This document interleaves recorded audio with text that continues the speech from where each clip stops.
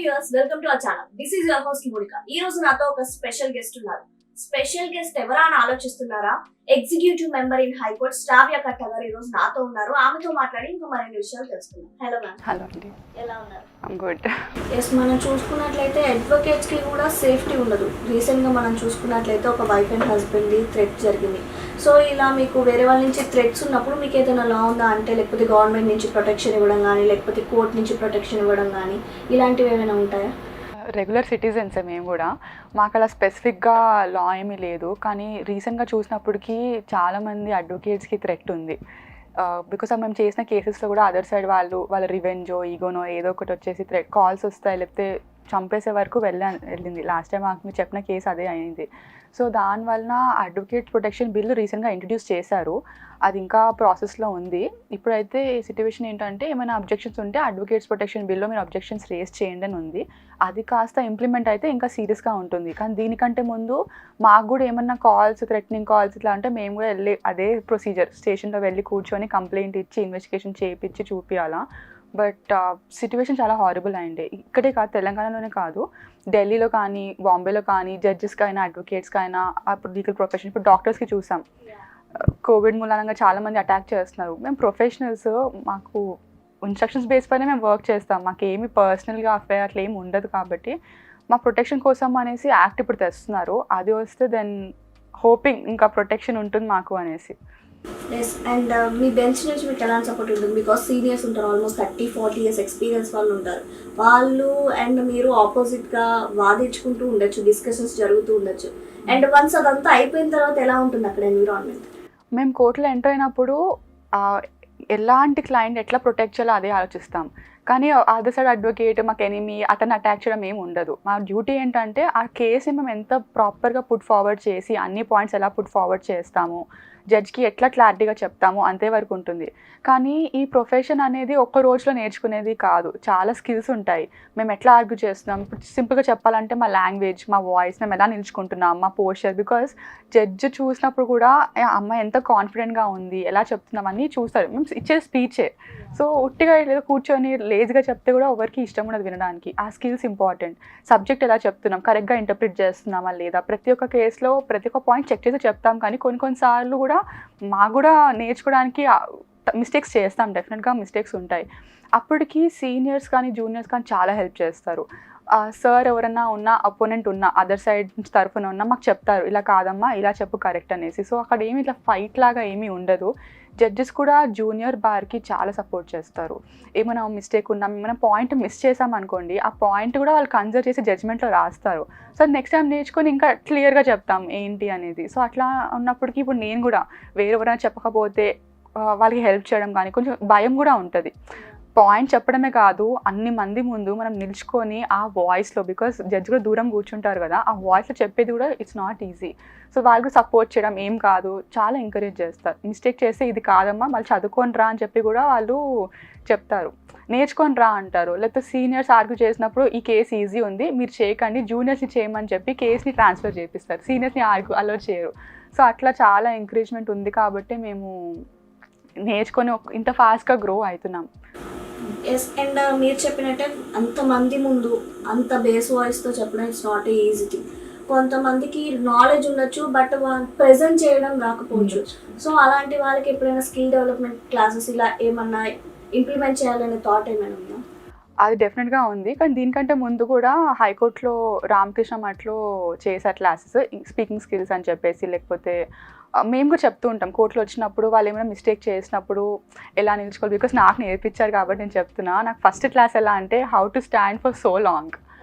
ఇప్పుడు మనం 5-10 minutes argument ఉండదు, కొన్నిసార్లు 1 hour ఆర్గ్యుమెంట్ ఉంటుంది. వాటర్ తాగకుండా నిల్చుకొని అదే పొజిషన్లో ఓల్డ్ పీపుల్ కూడా ఉంటారు. సో ఎలా నిల్చుకోవాలి, ఎలా పోస్చర్ ఉండాలి, ఎలా మూమెంట్ చేయాలా, హ్యాండ్ మూవ్. కొంతమంది ఇప్పుడు నా స్టైల్ వేరే ఉంటుంది, అది హ్యాండ్ మూమెంట్స్ ఎక్కువ ఉంటాయి, వేరే వాళ్ళ స్టైల్ వేరే ఉంటుంది. సో వాళ్ళ స్టైల్ అడాప్ట్ చేస్తూ ఎలా చేయొచ్చు అనేది. సో అలాంటి స్కిల్స్ పైన కూడా చాలామంది కాన్సన్ట్రేట్ చేస్తున్నాము. బట్ అది ఇంకా అంత పాపులర్ కాలేదు. చాలామంది ఓన్లీ సబ్జెక్ట్ ఏంటి దానిపైన కాన్సన్ట్రేట్ చేస్తారు. బట్ కన్విన్సింగ్ స్కిల్స్ కూడా చాలా ఇంపార్టెంట్. ఆ సైకలాజికల్ ఫ్యాక్టర్ జడ్జ్కి ఏం చెప్తే అర్థమవుతుంది అనేసి. బికాస్ 10 జడ్జెస్ ఉన్నారనుకోండి, అందరికీ సేమ్ చెప్పలేం. కొన్ని జడ్జెస్ చాలా డీటెయిల్గా వినడానికి ఇష్టపడతారు. కొన్ని జడ్జెస్ ఓన్లీ పాయింట్, ఇంకా పాయింట్ కంటే ఎక్కువ చెప్తే చిరాకు పడిపోతారు. ఇప్పుడు మనం ఏం చెప్పాలో చెప్తూ ఉండి వాళ్ళు వింటారంటే అలా ఉండదు. జడ్జెస్ ప్రకారంగా మన కేస్ని పాయింట్స్ మనం ఎలా పుట్ ఫార్వర్డ్ చేస్తాము. కొన్ని జడ్జెస్ క్వశ్చన్స్ అడగారు, కొంతమంది క్వశ్చన్సే అడుగుతారు. సో వాళ్ళ మెంటాలిటీ కూడా డెఫినెట్గా అర్థం చేసుకోవాలి. It's more like convincing any other person. So ఆ స్కిల్స్ అందరికీ తెలీదు. ఎస్పెషలీ కొత్తగా జాయిన్ అయ్యే వాళ్ళకు తెలీదు. బట్ మేము అబ్జర్వ్ చేస్తూ ఉంటాం. ఒక కేసు ఆ రోజు కోర్టులో ఉన్నప్పుడు మేము మా కేసే కాదు, ఒక 40-50 మ్యాటర్స్ అబ్జర్వ్ చేస్తాం. సో దాని ప్రకారంగా ఈజీగా అర్థమైపోతుంది, జడ్జ్కి ఎలా చెప్తే కొంచెం బాగా అర్థమవుతుంది అనేసి. అలాంటి స్ట్రాటజీస్ కూడా ఉంటాయి. అండ్ మూవీస్లో చూపించినట్టు అంటే కోర్ట్ అంటే ఇలా ఉంటుంది, తెలియని వాళ్ళు చాలా మందికి తెలీదు. చాలా మందికి ఎలక్షన్స్ జరుగుతాయని కూడా తెలీదు. సో మూవీస్లో చూసినట్టు ఇలానే ఉంటుంది కోర్టు, లాయర్స్ ఇలానే ఉంటారా అని ఒక ఫీల్ ఉంటుంది. అలానే ఉంటారా? అస్సలు ఉండదు. మూవీనే, రియాలిటీనే. చాలామంది అనుకుంటారు సీరియస్గా ఉంటుంది అంటే. ట్రయల్ కోర్ట్స్ డిఫరెంట్గా ఉంటుంది. ట్రయల్ కోర్ట్స్, క్రిమినల్ కోర్ట్స్ కొంచెం సీరియస్గానే ఉంటుంది. బట్ హైకోర్ట్ అంతా అలా ఏమి ఉండదు. మేము ఆర్గ్యుమెంట్ చేసినప్పుడు కూడా మేము ఇండైరెక్ట్గా ఏమైనా స్టేట్మెంట్స్ చెప్తాము, లేకపోతే జోక్స్ చెప్తాము. జడ్జెస్కి ఎట్లా అంటే అట్లా చాలా ఫనీగా ఉంటుంది. కొన్నిసార్లు కొన్ని కోర్ట్స్ ఉంటాయి, మేము ఫుల్ స్ట్రెస్ తీసుకున్నప్పటికీ ఆ కోర్టులో వెళ్ళి కూర్చునేస్తాం. అలా కోర్ట్ కూడా ఉండే. కోర్టులో కూర్చొని మేము ఎలా చెప్తున్నారు ఏంటి అనేసి. సో ఆ ప్రాబ్లం సీరియస్గా ఉన్నప్పుడు మళ్ళీ సీరియస్గానే ఉంటుంది. గట్టిగా ఆర్గ్యుమెంట్స్ ఉన్న కేసెస్ ఉంటాయి, నవ్వుకునే కేసెస్ కూడా ఉంటాయి. అంటే డిపెండ్స్ ఇక సిచ్యువేషన్ బట్టి. అండ్ కొన్ని కేసెస్ అసలు ఇది కోర్టు వరకు రానవసరం లేదు అంటే, ఇంత చిన్నదానికి కూడా కోర్టు వరకు రానవసరం లేదు, బట్ అది కోర్టు వరకు వస్తాయి. అలాంటి కేసెస్ ఎలా అనిపిస్తుంది? అంటే దాంట్లో డివిజన్స్ ఉంటాయి. పిటి కేసెస్ అని ఉంటాయి. పిటి కేసెస్ ఏంటంటే 6 months లోపల కంప్లీట్ చేయడం. సమ్మరీ కేసెస్ ఉంటాయి, ఆ టైంలో కంప్లీట్ చేసడం. చిన్నవి ఉంటాయి. For example traffic valuations. ఇప్పుడు ట్రాఫిక్ వాల్యుయేషన్స్ కోసం ఇంత దూరం వచ్చి ఏమి ఉండదు, ఒకటే హియరింగ్లో అయిపోతుంది. కొన్ని కేసెస్ డాక్యుమెంటేషన్ బట్టి ఉంటుంది. ఎక్కువ డాక్యుమెంట్స్ ఉంటే దాన్ని ప్రూవ్ చేయడం, అని క్వశ్చన్ చేయడం, అలా టైం పడుతుంది. అడ్వకేట్ దగ్గర వచ్చినప్పుడు డైరెక్ట్గా చాలామంది కేసు చేసేద్దాము ఏ కోర్ట్ అని చెప్పి కేసు వేసేస్తారు. కానీ అట్లా అందరు చేయరు. ఆ కేస్కి సొల్యూషన్ బట్టి ఉంటుంది. ఆ సొల్యూషన్ కోర్ట్ కేసు వరకు వెళ్ళాల్సిందంటే ఫస్ట్ కూడా వెళ్ళాం. ఫస్ట్ మీడియేషన్ చేస్తాం, చూస్తాం ఎట్లా సెటిల్ అవ్వచ్చు అని చూస్తాం. నోటీస్ ఇచ్చేస్తే సెటిల్ అయిపోతుందా, ఇద్దరిని కూర్చోబెట్టి మాటలు సెటిల్ అవుతుందా, అది కాకుండా కూడా లేకపోతే ఏమైనా రూల్ వాయిలేషన్ ఉందనుకోండి. ఫర్ ఎగ్జాంపుల్ పబ్లిక్ సెక్టర్ అండర్టేకింగ్స్లో వాయిలేషన్ ఏమైనా ఉందంటే వాళ్ళకి నోటీస్ ఇష్యూ చేస్తాం. మీరు కూర్చొని ఏదో ఒక విధంగా సాల్వ్ చేసేసేయండి. మీ నుంచి కాదు, వీళ్ళ నుంచి కాదు, ఇద్దరు కలిసి కూర్చొని చేయమని కూడా అంతవరకు కూడా వెళ్తాం. ఇప్పుడు అది కూడా కాకపోతే ఇంకా నెక్స్ట్ ఆప్షన్ మాకు ఇంకా వేరే దారి లేకపోతే అప్పుడే కోర్ట్ కేసుకి వెళ్తాం. సో అన్ని మ్యాటర్స్ డెఫినెట్గా కోర్ట్కి వెళ్ళాలని అస్సలు లేదు. మా దగ్గర వచ్చిన క్లయింట్స్ కూడా నేను చెప్తే హార్డ్లీ 60% వాళ్ళే వెళ్తారు. బికాజ్ కోర్ట్కి వెళ్ళినప్పుడు కూడా చాలా స్ట్రెంత్ ఉండాలి కేసులో. ఏదో చిన్న కేసు వెళ్ళిపోయి కొట్లాడేద్దాం, టైం వేస్ట్. మాకు కూడా ఇష్టం ఉండదు అంతంత ఒట్టిగా క్లయింట్స్ని వెయిట్ చేయించి పెట్టడానికి. సో ఏమైతే నిజంగా కోర్టుకి వెళ్ళి అవసరం ఉంది, కోర్టు ఆర్డర్ ఉంటేనే వింటారు వీళ్ళు, అట్లా ఉన్నప్పటికే మేము వెళ్తాం. కానీ కొన్ని సిచ్యువేషన్స్లో కోర్టు ఆర్డర్ ఉన్నా కూడా వినరు. అలాంటి వాళ్ళు కూడా ఉంటారు. సో దాన్ని కంటెంప్ట్ అనేసి కూడా కేసు వేస్తాము. కంటెంప్ట్ వేసినప్పుడు ఇంకా చాలా సీరియస్గా తీసుకుంటాం. కోర్టు ఆర్డర్ అనేటప్పటికి మీరు పాటించాలా. అది పబ్లిక్ పాటిస్తేనే పబ్లిక్ చేంజ్ అయ్యేది, మేము కంట్రోల్ చేయగలుగుతాం పబ్లిక్ని ఒఫెన్సెస్ కాకుండా అనేసి. ఇప్పుడు మీరు అది కూడా వినకపోతే ఇంకా జైల్ టర్మ్ అని, లేకపోతే ఫైన్, పెనాల్టీ, అట్లా సీరియస్గా కూడా ఉంటాయి. సమ్ కేసెస్లో పొలిటీషియన్స్ కొడుకులు ఉన్నా కానీ, లేకపోతే పొలిటీషియన్స్ ఏమైనా కేసెస్ వాళ్ళ మీద వేరే వాళ్ళు కేసెస్ వేసినా కానీ వాళ్ళకి ఫేవర్గానే వెళ్తూ ఉంటాయి. కొంతమంది అడ్వకేట్స్, నేను అందరినీ అనట్లేదు, కొంతమంది అడ్వకేట్స్ వాళ్ళకి సపోర్ట్ చేస్తారు, వాళ్ళు కేసు గెలిచేలా చేస్తారు అని అంటూ ఉంటారు. ఇది చాలా కాంట్రవర్సీ టాపిక్. కానీ సొసైటీ అలా ఉంది. ఇప్పుడు నిజం చెప్పాలంటే ఫ్రాంక్గా నేను చూసిన ఎక్స్పీరియన్స్లో ఇలా ఏం నేను చూడలేదు. ఎవరితో పొలిటీషియన్ ఉన్నారు సపోర్ట్, కానీ కొన్ని కేసెస్లో మనం చూస్తాము ఏమైతే కోర్టులో జరుగుతుందో, ఏమైతే మీడియా చూపిస్తుందో చాలా డిఫరెన్స్ ఉంది.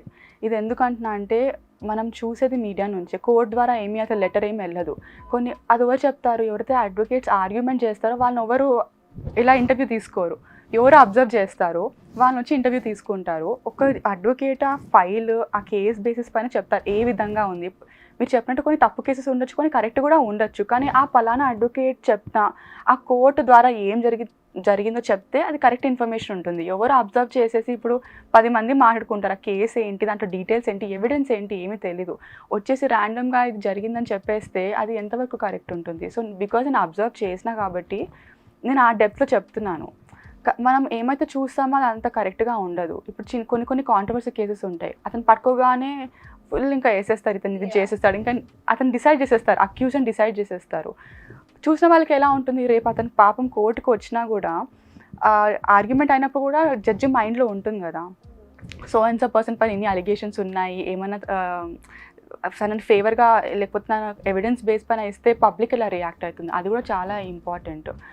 సో దానిపైన కూడా ఉంటుంది. But most of the cases మీరు ఎలా కరెక్ట్గా జడ్జ్ చేయాలంటే ఆ కేస్ని మీరు ఎవ్రీ డే ఏం జరుగుతుంది, దాంట్లో ఎవిడెన్స్ ఏంటి, కరెక్ట్ కేసా, రిపోర్ట్ ఏంటి, క్రిమినల్ అంటే ఎఫ్ఐఆర్లో ఏం రాశారు, ఛార్జ్ షీట్ ఇంపార్టెంట్. ఎఫ్ఐఆర్లో కంప్లైంట్లో ఏముందో బేసిక్గా రాసిస్తారు, కానీ ఇన్వెస్టిగేషన్ చేసిన తర్వాతనే ఛార్జ్ షీట్ అవుతుంది. సో ఛార్జ్ షీట్ ఎవరు పట్టించుకోరు, అంతవరకు మనము వెళ్ళము, ఆ కేసుని మనం ఫాలో కాము. ఛార్జ్ షీట్లో చూసినప్పుడు ఎగ్జాక్ట్గా తెలుస్తుంది ఎంతవరకు కరెక్ట్ ఎంతవరకు అబద్ధం, దాంతో జడ్జ్మెంట్ ఇస్తే then it makes sense. But ఆ సొసైటీ అంతవరకు ఆగదు కాబట్టి చాలామంది ఆ మిస్కన్సెప్షన్లో ఉంటారు, ఈ పొలిటికల్ వాళ్ళు ఉంటే ఇచ్చేస్తారు. కానీ చాలామంది గుర్తుపెట్టుకొని సొసైటీలో అంత స్టేచర్లో ఉన్నప్పుడు తప్పు కేసెస్ వేసే ఛాన్స్ కూడా ఉంటుంది, వాళ్ళని కింద తీసుకురావడం కానీ. ఇది మెజారిటీ అంటున్నా, but there are still cases. ఇప్పుడు సొసైటీ అలా ఉంది, ఏ ప్రొఫెషన్లో అన్నా ఉంటుంది అప్స్ అండ్ డౌన్స్, కాబట్టి ఇట్స్ ఆల్ అప్ ఆ కేసు ఈ కేసు అని. బట్ ఏ కేసు జడ్జ్ చేసినా ఫాలో ఇట్. కోర్టుకి వచ్చి మీరు కోర్టులో ఎవ్రీబడి ఈజ్ అలౌడ్, సివిల్ కోర్టులో చూడడానికి కూడా అలౌడ్, ఎవరు ఆపరు, మీరు రావద్దని ఏమి ఉండదు. ఆ కేసు మీరు ఎవిడెన్స్ చూసినప్పుడు అప్పుడు మీకు ఎగ్జాక్ట్ సిచ్యువేషన్ ఏంటో అర్థమవుతుంది. Hi, this is Taman. Hi, this is Shraddha Das. Hi, I'm Priyadarshi. నేను మీ ఆది. Hi, I'm Kashish Vora. Hi, నేను మీ Shri Vishnu. Hi, this is Aditya. Hi, this is Naga Anvesh. Please subscribe to Social Post. Please subscribe to Social Post. Please subscribe Social Post. Please subscribe to Social Post. Please subscribe to Social Post. Please subscribe Social